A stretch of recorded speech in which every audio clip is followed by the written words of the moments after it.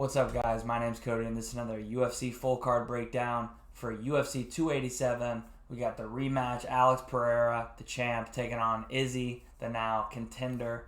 We also got Jorge fighting in his hometown. Jorge Masvidal taking on Gilbert Burns. Adrian Yanez taking on Rob Font. Kevin Holland, Santiago Ponzinibbio. You got the new sensation, Raul Rojas Jr. taking on Christian Rodriguez. Calvin Gastelum versus Chris Curtis, action man. Joe Piper. Carl Williams making a quick turnaround. This is a dope card, man. I'm excited for it. Before we get into it, make sure you leave a like on the video, leave a comment, click subscribe, turn your post notifications on because I do this for every card. And, one last thing. Not last week because we had a week off, rare week off. And UFC betting. But 2 weeks ago, I did get a lot of the picks right, and I cashed my main event 3 rounds. I cashed my co-main event goes to decision, Vergara and Landwehr, but Tucker Lutz cost me. The Parsons fight was a toss-up. I knew it was going to be close. Lost that one. And we got so close to Andrea Lee by decision. I think maybe I'm biased. I have to go back and rewatch it. But I thought Andrea Lee could have easily won the fight, which would have made it a winning night. But we took a slight loss. No worries. We've been on a roll. We're gonna get back to it. Let's get another streak going. Still been running off a lot of profit. So let's get into the first fight of the night. We got Sam Hughes taking on Jacqueline Amorim. I heard him pronounce it a couple different ways, but she's 6-0, all finishes. Went back and watched some of her fights. They're all round one. Her longest fight was 4.5 minutes. Striking's okay, but definitely more of a grappler. Submissions are pretty nasty. Sam Hughes, we've seen get taken down. She's been kind of up and down. I see why she's a big underdog.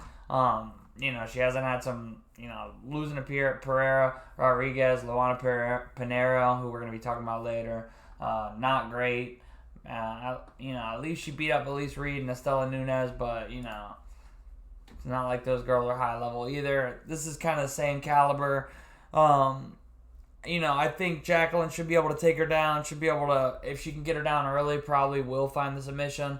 But I do think the striking, the experience, and she's training.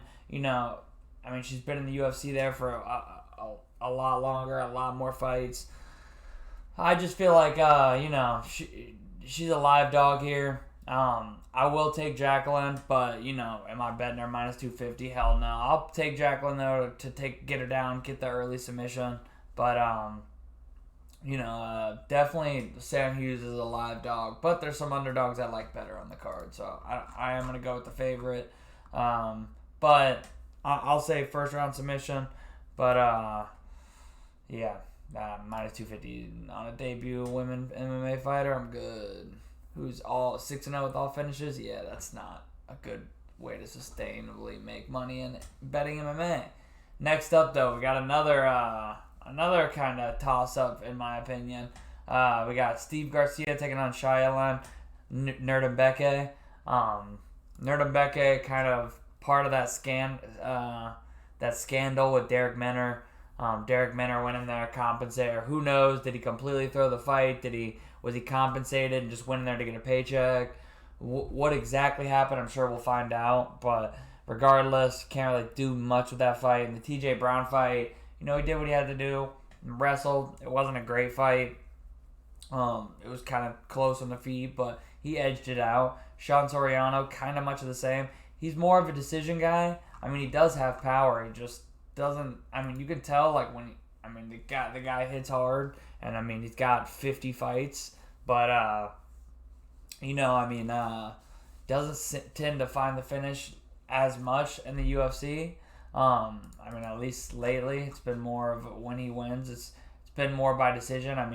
That Derek Minner fight again doesn't really count, but he is capable of finishes. He does hit hard. But Steve Garcia, man, he's also dangerous. thing about Steve Garcia is he's just wild, kill or be killed, man. I mean, Charlie Ontiveros was kind of putting the hands on him there for a minute. I mean, just glass cannon, like hits hard, pretty dangerous striker, but just, I don't know, chin's a little sus, and he's there to be hit. So I see why Shylon's the favorite. I think, again, Steve Garcia's a live dog. This one's more tempting than the last. I am tempted because I could see Steve Garcia, if neither gets knocked out, I could see Steve Garcia just throwing more and winning off volume. Shylon doesn't really do a lot, so if it does go to decision, and if he can't just continually take Steve Garcia down, I could see Steve just outworking him to a decision. I will pick Nurmagomedov, but this is another toss-up, and I do think probably the value in both these first two fights is on the underdog if you're betting. Next up, we got Trey Ogden taking on Ignacio Bahamondes. And this is one where, spoiler alert, I think the favorite is a little bit more justified. I am going to go with Ignacio. Trey Ogden, he was able to get a win in his last fight. We talked about it in the breakdown for the Torres fight. Zellhuber just didn't really show up. He didn't do anything. And Trey Ogden just kind of like circled and threw leg kicks and did what Jordan Levitt did to him. I mean, hey, at least it at least looked like he took something away from the Levitt fight. But still, that Levitt fight is still ingrained in my mind. And I don't think Bahamondes is going to do what Zellhuber did. I think Zellhuber was just a debut, and bright lights, and I don't know, he just didn't look like himself out there. But I don't know. Bahamondes, man, he's huge for the weight class. I mean, we saw him choke out Zhu Rong. We saw him wheel kick Roosevelt Roberts. Okay, he lost to a veteran and John Makdessi. It was a close fight, split decision. And respect to Makdessi. I like watching him fight. He's a dog, but, dude's got twice the experience against some top-level competition. You got to think, Bahamondes took a lot away from that. Only been finished by submission early on in his career both times. Durable, looks like he's got a pretty good chin on him. I think Bahamondes is one of the more safer picks on this card. I definitely just think I don't see Trey Ogden having the grappling to just go out there and just like put Bahamondes on his back over and over. We've seen some submissions from Bahamondes. It looks like he's working on that jiu-jitsu too. I do think the game plan right now is going to be for people to take him down because, it's 6'3" at the weight class and with solid striking. This is at a catch weight 160, but still, it's huge. I do think it's going to be I think he'll be able to keep him on the outside and just piece away at him. I don't think Trey Ogden's going to be able to just like overwhelm him with the wrestling. Maybe he takes him down a couple times, but I don't think it's going to be some huge difference there. So give me Bahamondes. I'm going to say Bahamondes by decision, but he could end up finishing him. Next up. Oh, did I pick a path to victory? I'm taking Nurmagomedov by knockout. I do think the winner of that fight, we could see it drag on to decision. That's why I do think Steve could, if it goes to decision, I think, if Nurmagomedov doesn't get a bunch of takedowns, he could outwork him. But I'm going to say Nurmagomedov knocks him out. Steve Garcia just gets hit way too much for me. But Bahamondes decision, first decision on the card for me. And let's get into the next one. We got Cynthia Calvillo taking on Lupita Godinez. Man, Godinez, I had a lot of faith in early on when we first came to the UFC. And she's a big favorite in this. It's kind of scary. I get Calvillo hasn't been looking great. But, man, that Angela Hill fight, that was tough. I know she busted a lot of y'all's parlays. Went in there and take that first dab of the video. We're going to have to go out to y'all's parlays because that's tough. Y'all's poor parlays, man. That sucks. Because she went out there. What did she do against Luana Carolina? Oh, let's grapple her, even though she can't really strike. And she did the same thing with Jessica Pena. And then what did she do against Friggin' Angela Hill. Oh, let's strike, even though she can't grapple. The fight IQ just doesn't seem all the way there unless she's coming into fights with injuries that's changing her game plan. I don't understand what's going on there. She's grappling grapplers and striking strikers. Cynthia Calvillo on a 4-fight loss streak, but Katlyn Chookagian, Jessica Andrade, really just those two. I'm not gonna give her too much shit for that. Andrea Lee, and especially not coming out for the bell, that is a bad look. The Nina Nunes fight, that could have went either way. That's still a bad look. She hasn't been looking great. I've been trying to keep tabs on her a little bit because I really was eyeing her. Women's MMA, big favorite. Big underdog. I like to, do a little investigating. And it does seem like she's training. It does seem like she's, taking it serious and really wanting to come back and get a win. But, you got to think skills-wise. I got Lupita. It's just a matter of, what game plan is she going to come in here with? And how's the wrestling going to go? Because, I don't know if Lupita's just going to be able to wrestle her however she wants. And if she can't, the striking, I would give her the edge, but not minus 270. It's tough. I think Cynthia Calvillo is a super live dog here. I'm picking Lupita, but minus 270, you're crazy. We've already seen her drop the ball and as a big favorite in her last fight. So I will pick Lupita Godinez to win by decision.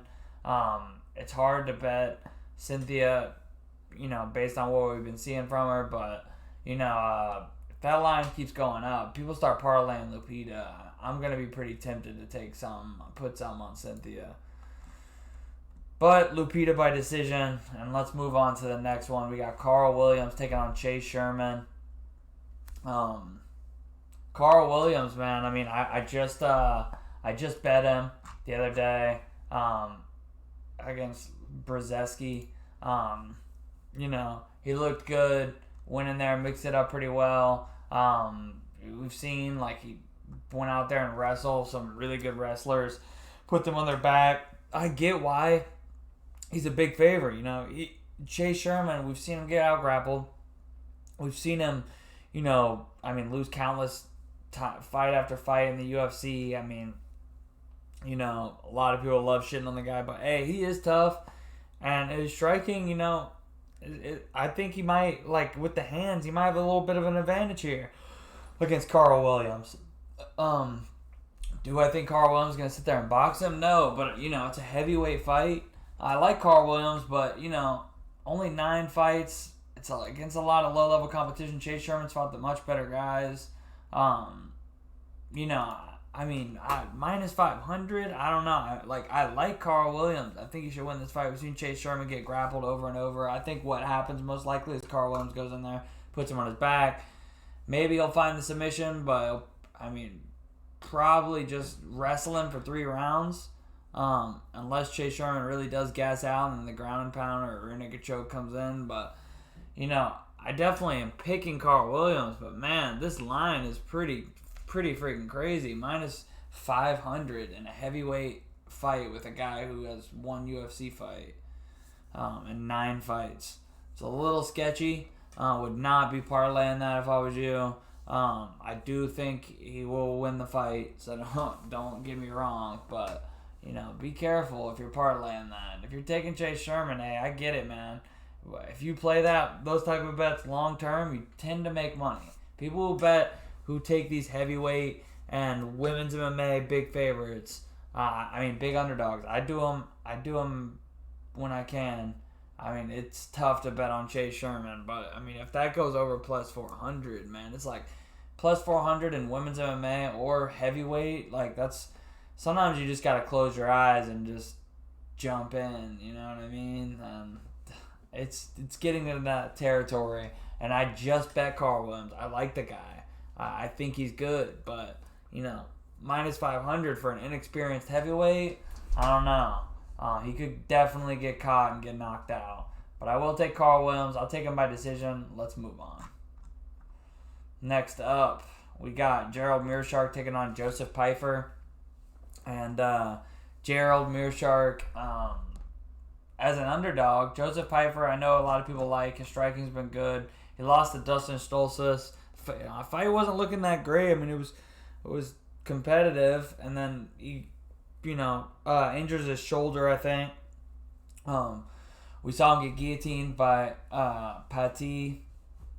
His 2 wins, well, really one real UFC win was Alan Amedovski. His contender fight against Ozzy Diaz. He hasn't fought nowhere near the competition of Gerald Meerschaert. He has some tough losses, but it's Bruno Silva, dangerous guy. He beat Dustin Stoltzfus, choked him out. Krzysztof Jotko, Makhmed Muradov, and dangerous fight. All these guys beat everybody that Joseph Piper's ever beat. Bartosz Fabinski beat him. Lost, but getting in 17 seconds with Hamzat. Hey, not a lot of experience you're gonna take from that. Getting blasted out in a minute by Ian Heinisch, not a good look. But all these guys, the guys he's been fighting for the past 8 years, they'd beat everybody that Joseph Piper's ever beat or fought. So, I get it. I think stylistically it's tough because Gerald Meerschaert needs to get this to the ground. His wrestling, though, just kind of sucks. And Joseph Piper isn't going to be out there shooting takedowns and fighting, to go to the ground with Gerald Meerschaert. He's going to want to stay on the feet. So it's all about, can Gerald Meerschaert get the fight to the ground? If he can, he's got to strike with him. And the striking, I definitely favor Joseph Piper. But, is he going to do something that an inexperienced guy might do and fall into a guard with Gerald Meerschaert, knock him down, and then fall him to the mat and get submitted? Because you don't want to go to the mat with Gerald Meerschaert. Dude's got 3 times the fights, almost 4 times, against 10 times better level competition. The jiu-jitsu's on a different level. If they go to the mat and there's over a minute and a half on the clock, Joseph Piper's probably getting submitted. But I do think stylistically it's going to be tough because Meerschaert likes these guys that want to go take him down. If they're just going to have a striking advantage, his striking genuinely as a 35-year-old, we've still seen him make improvements. His striking has gotten better.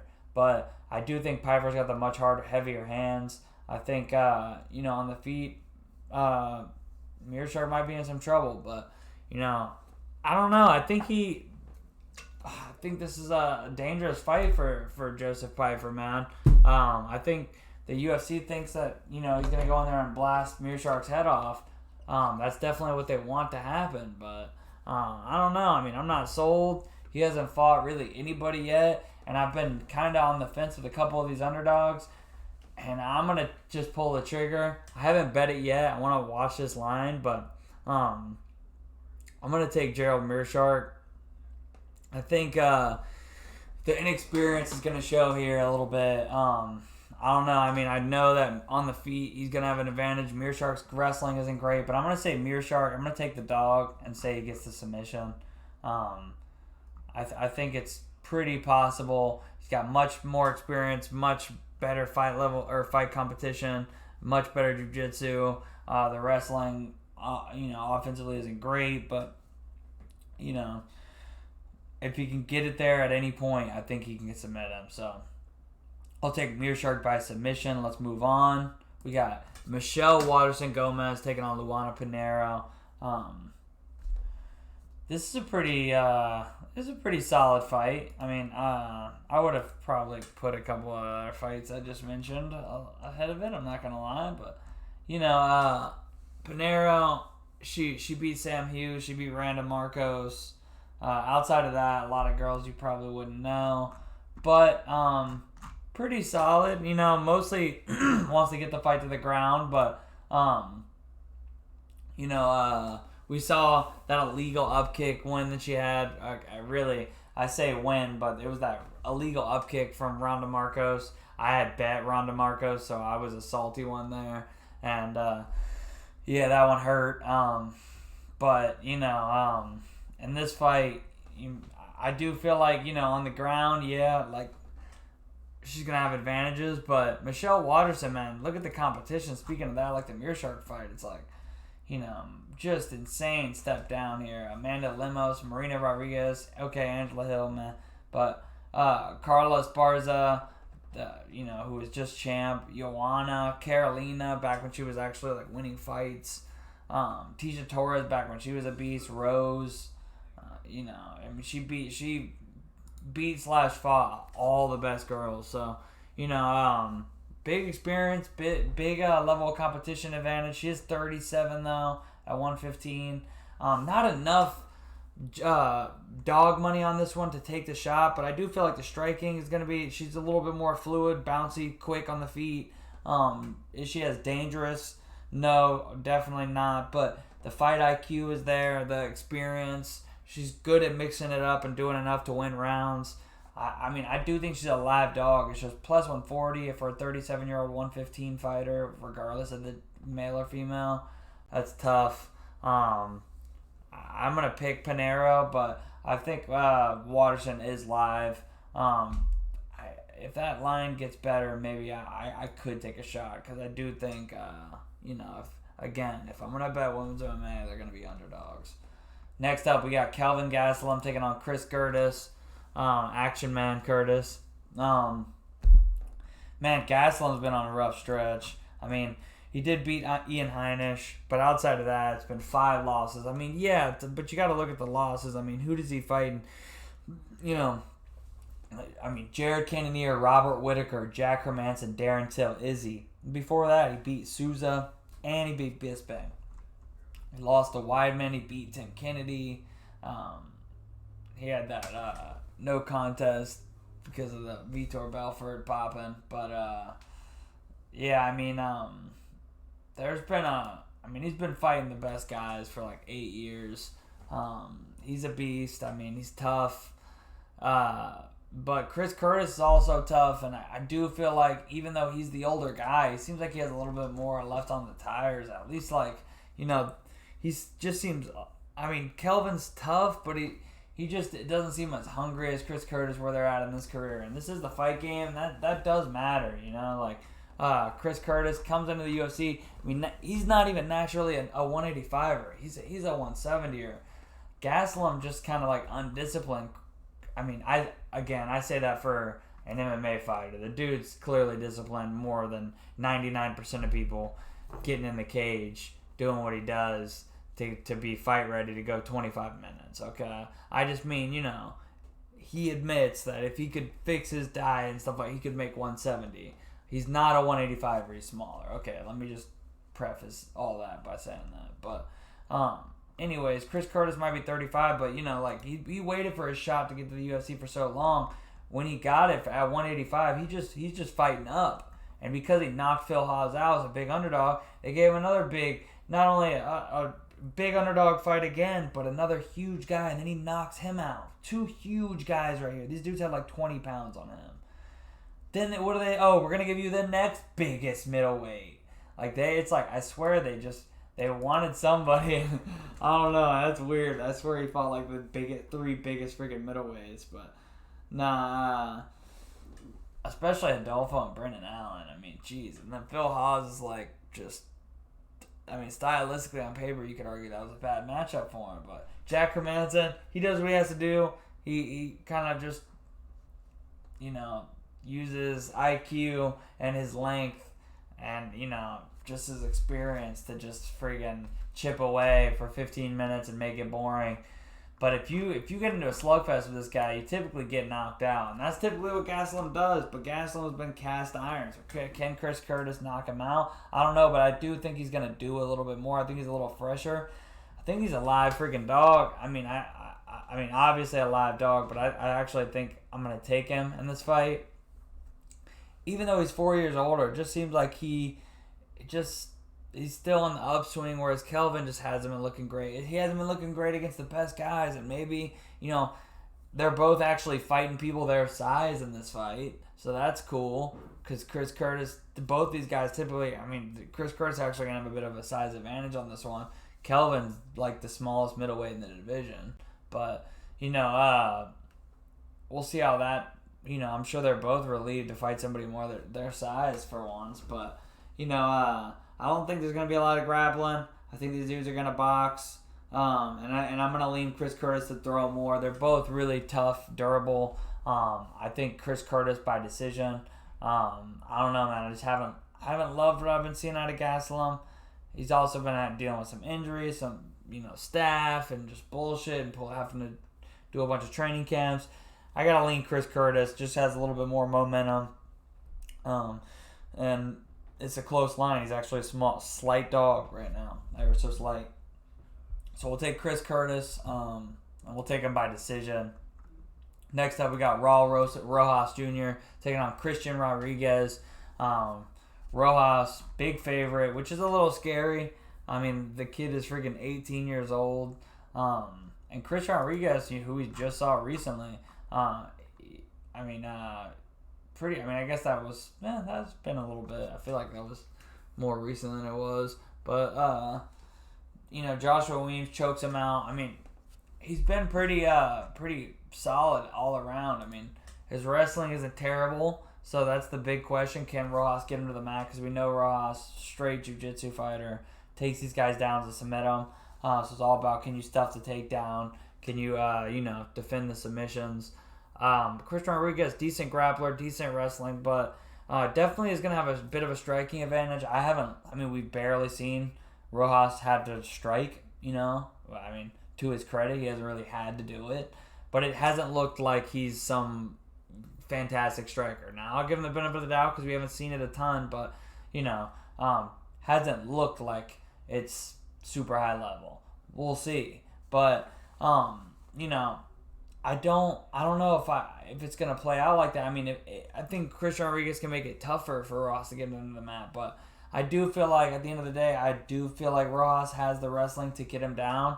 It's a little scary, minus 245, but I do feel like, once he gets him to the ground, I think the jiu-jitsu is going to be a different level. I mean, he is so young, but I mean, the transitions, everything I've been seeing so far, it's been clean.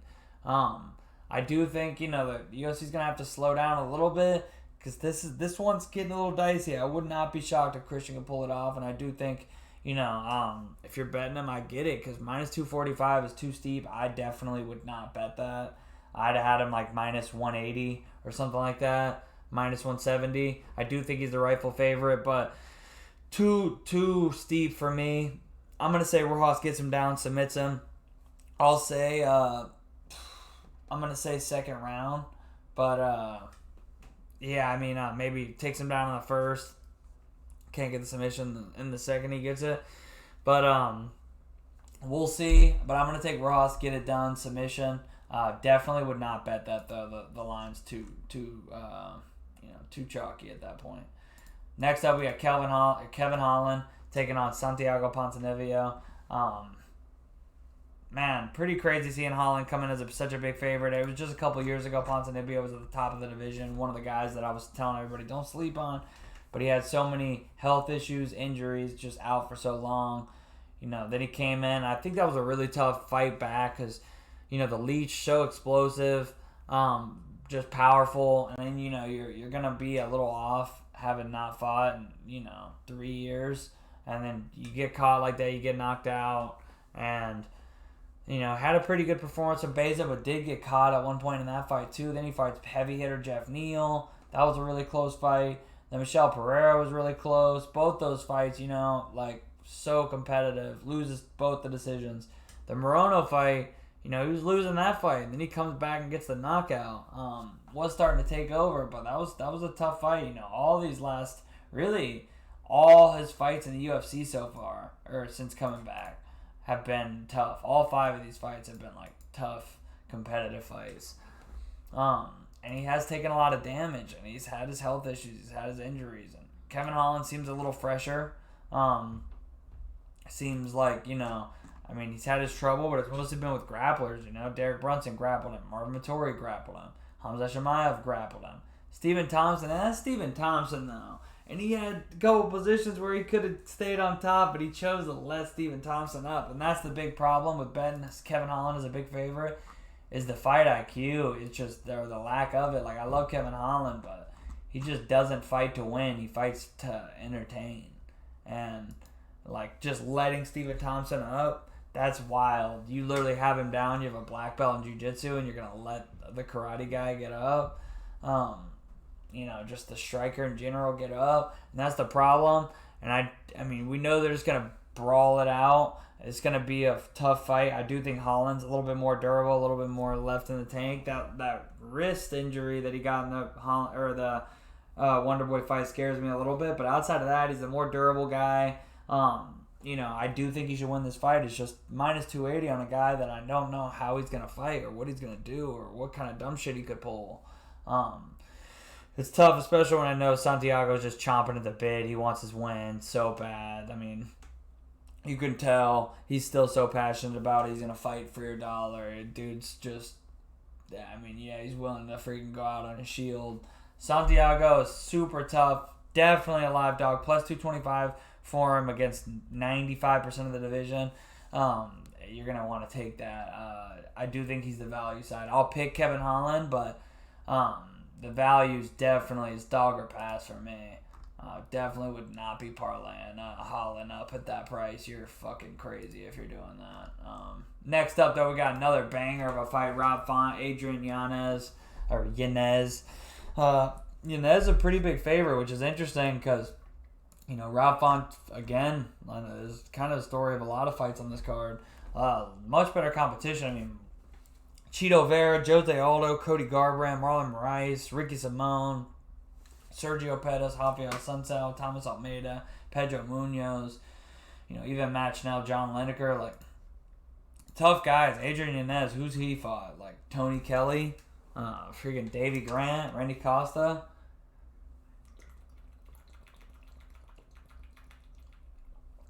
I mean, half of these guys he's fought so far aren't in the UFC anymore. So, something to be aware of. This level step up for Yanez, step down for Font. Font, his volume's good. Cheers to this banger of a fight. Might be fight of the night right here. This one, or the co-main and main, it's going to be the fight of the night. But, Yanez, gonna have the power advantage. Rob Font throws a ton of volume, but he just doesn't have a ton of sting on his shots. And, we've seen the striking defense been a little sus sometimes. He gets hit a lot. But I do think I could see, this is a big step up. Yanez, I get why he's the favorite. Everybody loves him, and he has the highlight reel that's sick. He's got the power. If you're going to tell me someone's getting finished, someone's getting knocked out, I'm going to, say it's probably Yanez getting that finish. I get it, dude's fun as hell to watch. I'm a big fan. I follow the guy on Twitter. He's funny. I like the guy, and he's a fan favorite, and I see why he's a favorite.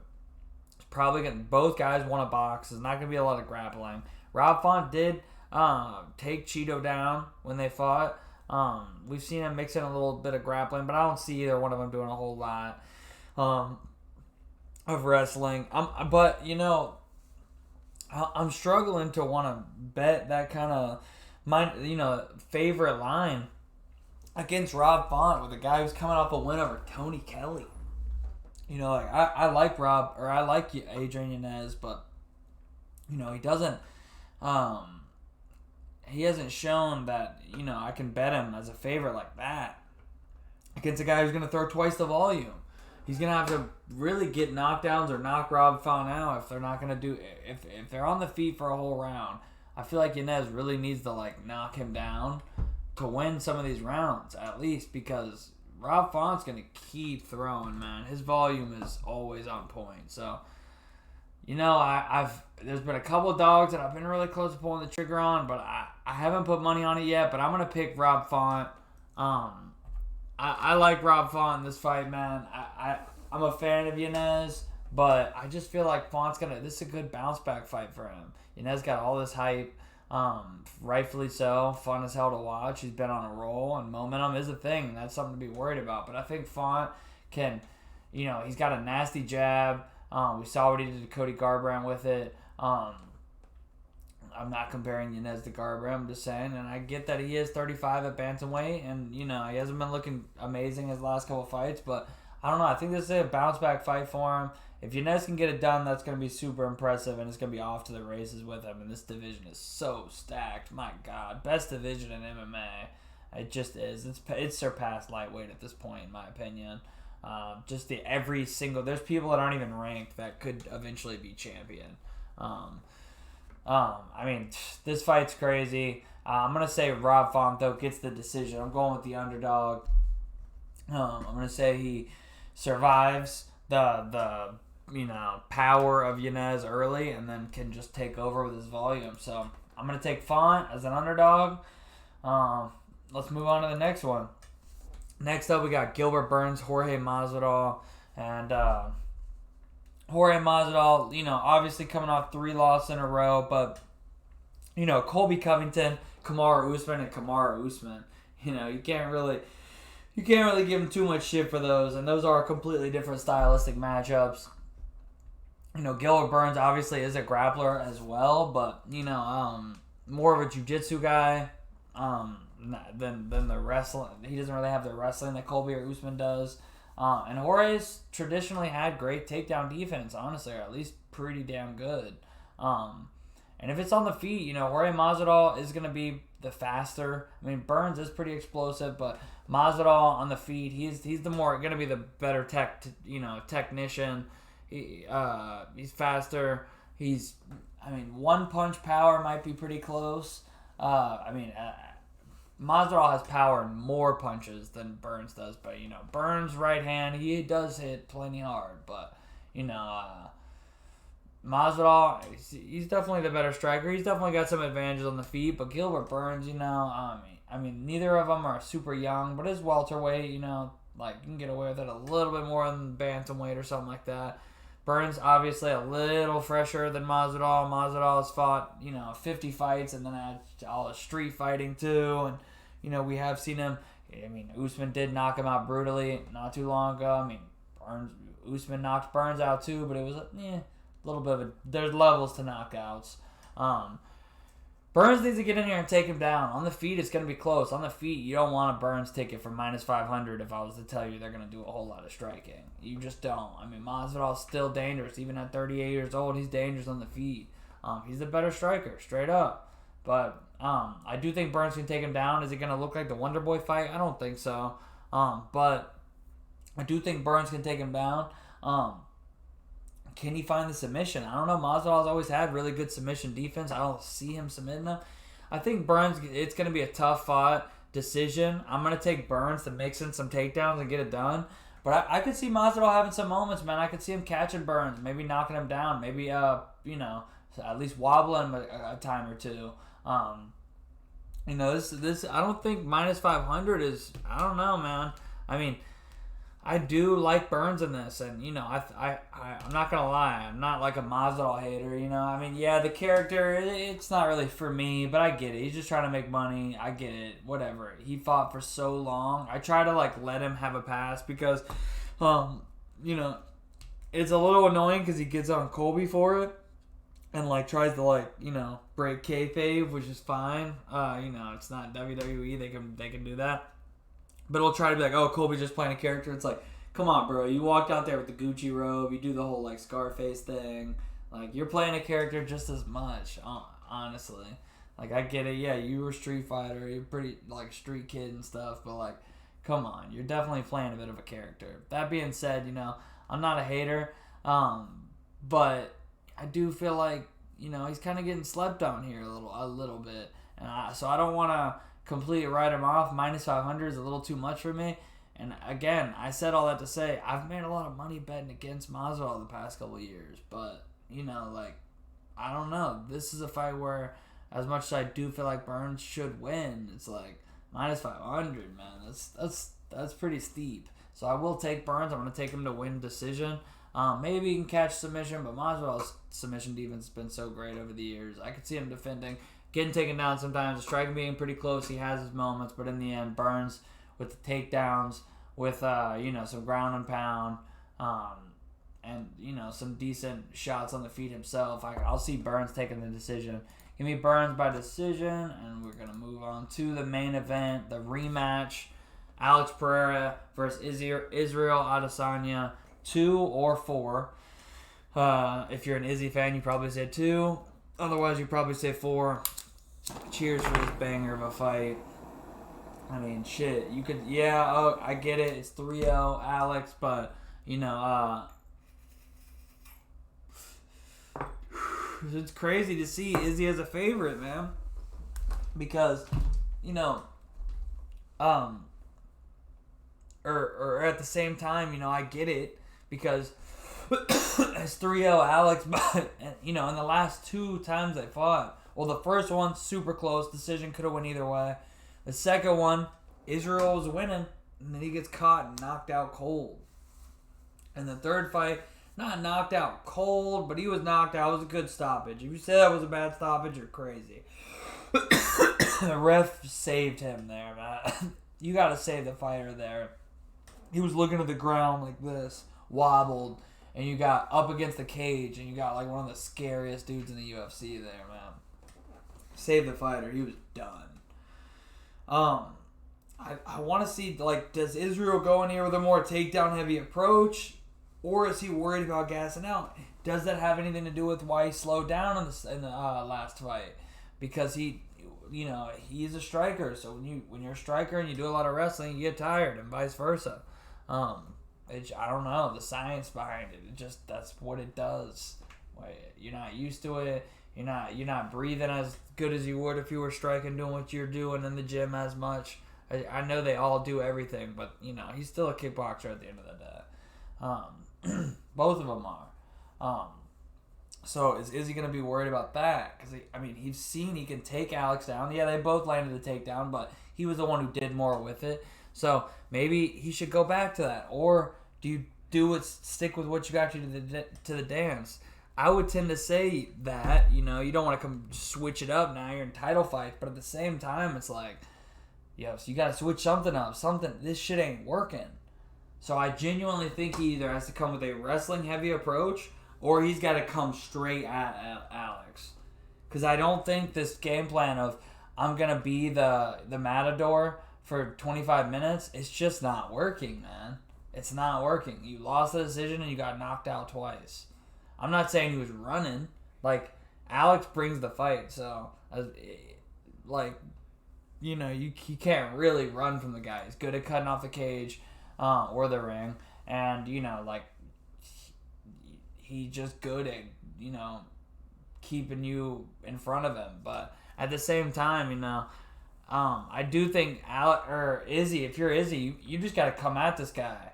Like, he's had a lot of success with his right hand. That's been the main punch he's been able to land on Alex, and he does that dragging jab. People call it a bunch of different stuff, but that's how he caught him in the last fight and almost finished him. If there was a little bit more time in that round, it might have been over. He sits a jab out there and scrapes your guard and keeps it in front of your eyes to blind you while he throws that right hand instead of immediately drawing it back. He's done that in their kickboxing fights. And in that last fight, really well. And obviously a ton of other, things he's had success with, but it's been that right hand is the main weapon. I think he just needs to come forward and try to fucking finish him. Genuinely go out there I'm just going to try to finish him. I'm not going to try to survive and win the rounds. I'm going to just try to finish Pereira. Or come out there and wrestle him and try to, find a submission. But, ground and pound him out. You got to try to finish him. I don't think he wants to try to drag out a 25-minute fight against him again. If he does that, I think he'll have a better chance. But I don't like the strategy of I'm just going to try to win 3 of the 5 rounds, man. It's not. It seems like that's what he was kind of doing the last 2 times, and it just hasn't worked. You got to switch it up. At the end of the day, man, you're going to give me underdog money on a guy who's up 3-0 in combat against another man. I'm going to take it. So, I got Alex Pereira. I think he's going to finish him again. I just think he's got Izzy's number. But, we saw Izzy have a ton of success. I get why he's the favorite. Even though that the record, it's got a ton of experience on him. He had a ton of success in their last fight. People are like, oh, man, he was winning. I get it. He was winning, and then he wasn't. So I got to go with the guy who's won all 3 of their fights. As an underdog, I'll take that. That's something I just got to turn my brain off and not overthink it and just take it. So it's 3-0. I think it'll go 4-0. I think Alex is going to go up to 205. I don't know what he's going to do, man. Because it's like, what do you just say? Okay, I guess I'll be the fake champ here at 185. I'm not trying to shit. I'm just being honest. That's how even he would take it as a competitor. He's not going to want to just have the fake belt because Alex moved up. So generally, it'd be like, oh, I guess I got to move up. Oh, no, that's where Alex is going to be. It's like, fucking Christ, man. I don't know what's going to happen. But we'll see. But I do think Alex gets it done. I think he gets it done by knockout. I think he'll get another TKO like the last one. Give me Alex Pereira TKO. I'm going to say, 3rd round. After, might even be 2nd. I think Israel's going to have to go for it a little bit more. And he's going to get caught. So give me Alex Pereira TKO. And that's it. That's going to be my picks. I'll let you guys know as far as bets on Twitter, or I'll do a little 5-minute video on here. Look out for that the night before fights after weigh-ins. But we got Alex Pereira TKO. We got Gilbert Burns decision, Rob Font decision, Kevin Holland. I'm going to say TKO. Paul Rojas submission. Chris Curtis decision. Pinheiro decision. Gerald Meerschaert submission. Carl Williams decision. Lupita Godinez decision. Ignacio Bahamondes decision. Shailon Nerdembeke knockout. And Jacqueline Amarin submission. So those are my picks. Appreciate y'all watching, and I will let you guys know later in the week about the bets. But till then, leave a like on the video, leave a comment, let me know what bets you're taking, and make sure you subscribe, turn your post notifications on. I'll catch you on Twitch. I also made a Kick account, so kick.com/CodyDang. It's kind of a new streaming platform. They seem like they got some pretty cool things they're doing over there. So one last one. Cheers. Appreciate y'all. I'll be on Twitch for the fights. Look out for some Kick streams. And I will catch y'all next week. Good luck. Win some bets. Make some money. Enjoy the fights. Let's go, Alex. Peace.